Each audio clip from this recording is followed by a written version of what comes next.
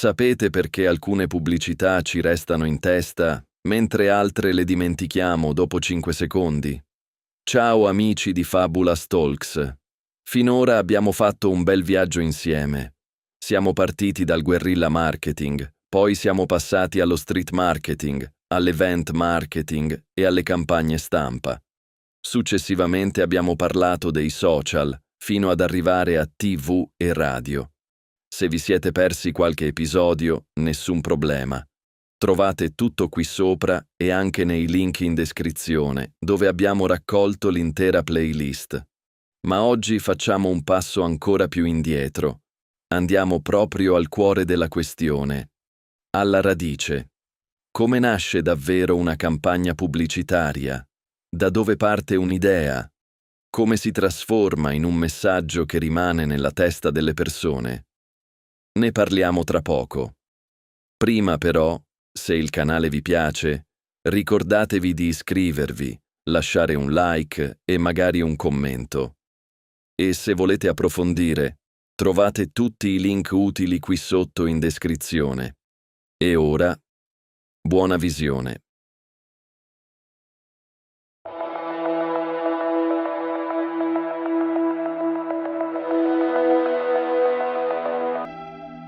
Se guardiamo con attenzione la nostra giornata, ci accorgiamo che siamo immersi nella pubblicità, cartelloni nelle strade, video sui social, banner sui siti, spot prima dei video.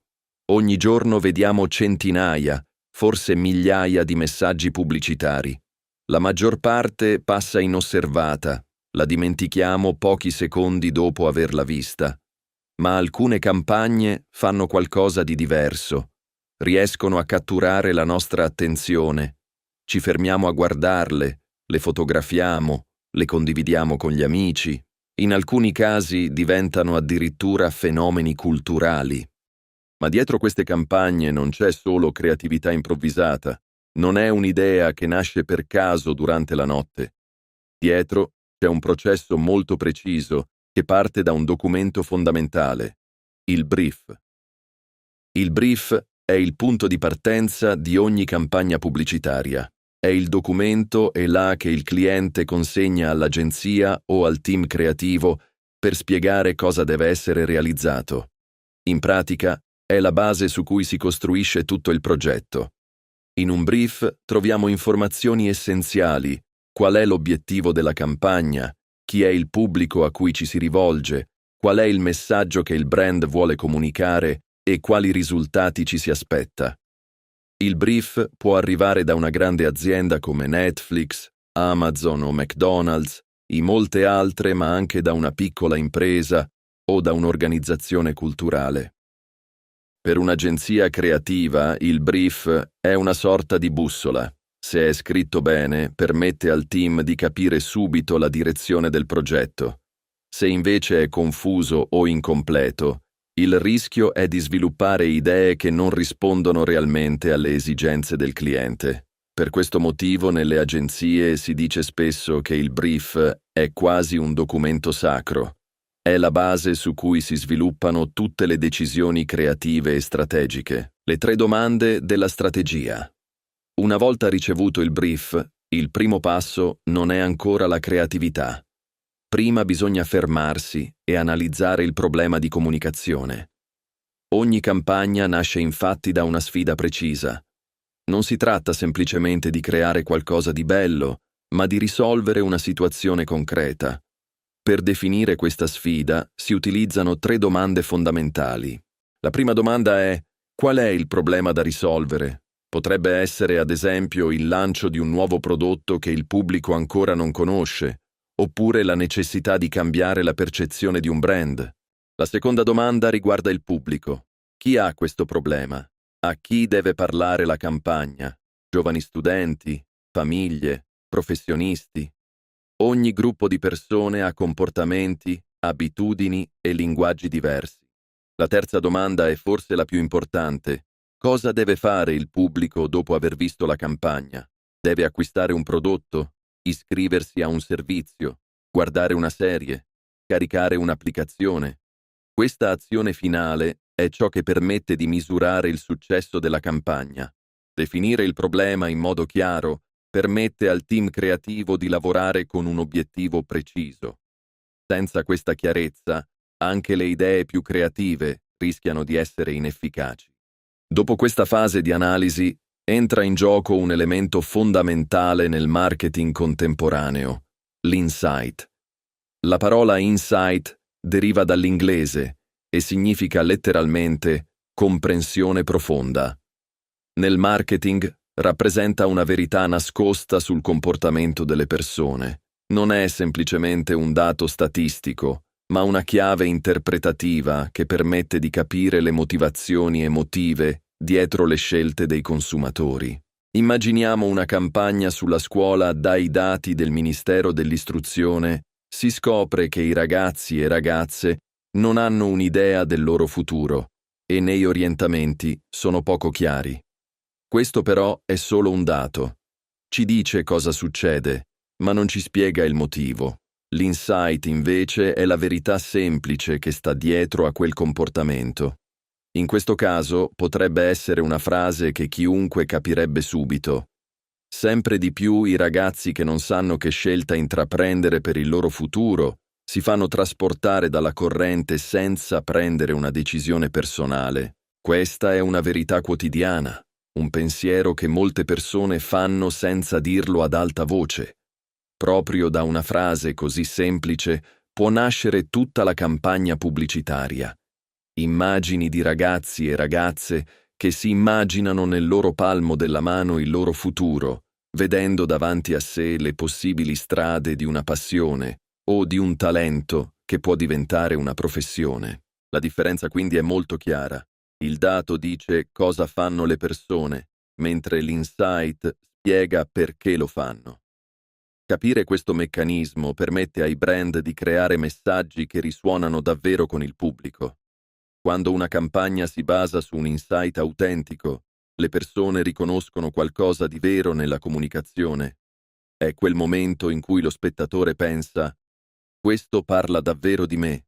Una volta identificato l'insight, arriva il momento più creativo del processo, il brainstorming. Il brainstorming è una tecnica sviluppata negli anni 30 dal pubblicitario Alex Osborne. Il termine deriva dall'unione delle parole brain e storm, cioè cervello e tempesta. L'immagine è molto efficace. Una tempesta di idee che nasce dal confronto tra persone diverse.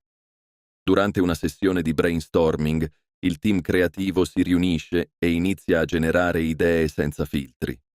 Partecipano copywriter, art director, designer, strategist e spesso anche persone provenienti da altri reparti. Tranquilli, nel prossimo episodio capiremo che ruolo hanno i vari componenti. La regola principale è che in questa fase non esistono idee sbagliate. Anche le proposte più strane o apparentemente impossibili possono diventare la base per qualcosa di interessante. Il brainstorming segue alcune regole fondamentali. Prima di tutto, bisogna produrre molte idee, senza preoccuparsi troppo della qualità iniziale. La quantità aumenta le probabilità di trovare intuizioni valide. In secondo luogo, non sono ammesse critiche durante la fase creativa, perché potrebbero bloccare il flusso di pensiero. Infine, è importante costruire sulle idee degli altri, creando connessioni tra concetti diversi. Dopo questa tempesta di idee, arriva un passaggio molto importante nel processo creativo, la costruzione del board creativo, spesso chiamato anche mood board. Il board è una tavola visiva che raccoglie immagini, colori, fotografie, riferimenti grafici e suggestioni che aiutano il team a immaginare l'atmosfera della campagna. Non è ancora la pubblicità finale, ma è una specie di mappa visiva che permette a tutti di vedere nella stessa direzione. Se l'idea della campagna parla, ad esempio, di futuro, il board potrebbe includere immagini di strade che si dividono, persone che guardano l'orizzonte, studenti che immaginano il loro lavoro o simboli che rappresentano scelta e possibilità. Questo strumento serve a tradurre un'idea astratta in qualcosa di visivo e concreto. Così Tutto il team creativo, art director, copywriter, designer e strategist può condividere la stessa visione prima di iniziare la produzione vera e propria. Parallelamente viene costruita anche la copy strategy, che è un documento molto importante perché definisce la struttura del messaggio pubblicitario. In termini semplici, la copy strategy è una guida che spiega cosa deve dire la campagna e in che modo deve dirlo. Di solito contiene alcuni elementi fondamentali. Il primo è la promise, cioè la promessa che il brand fa al pubblico, il beneficio principale che la persona dovrebbe percepire. Il secondo elemento è la reason why, cioè la ragione per cui il pubblico dovrebbe credere a quella promessa. Infine troviamo il tone of voice, ovvero il tono con cui il brand comunica.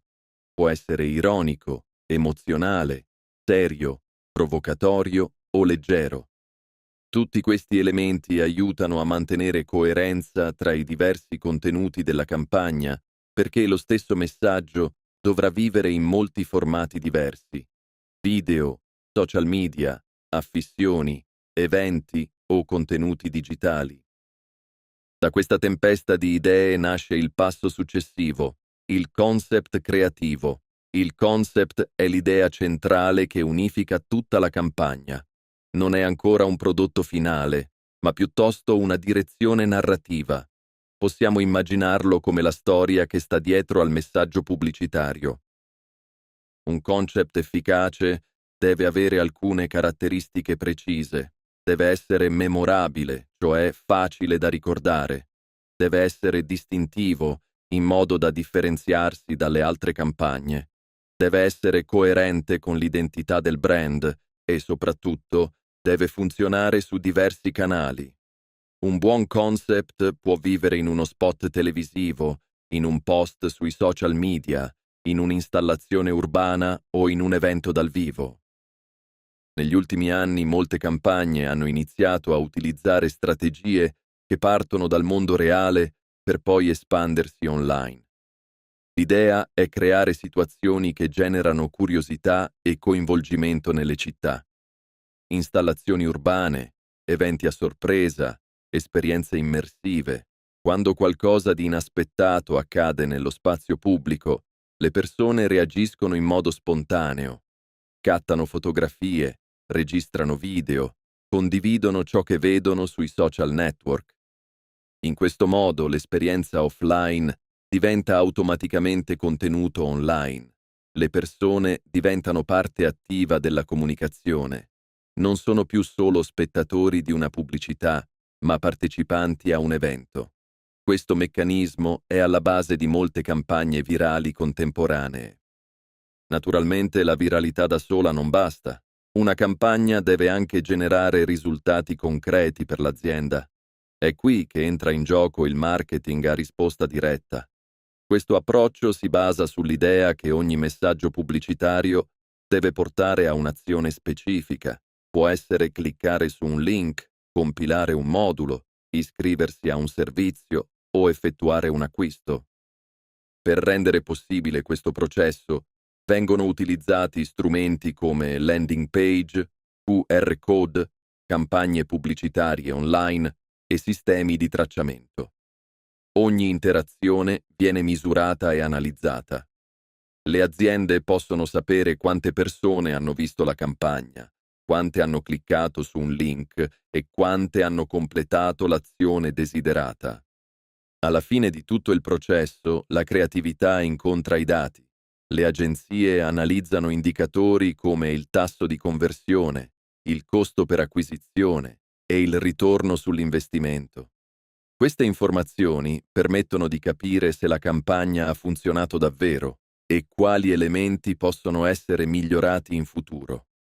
Quando osserviamo una campagna virale, spesso vediamo solo la parte finale, il video spettacolare, l'installazione sorprendente, il post che diventa virale sui social.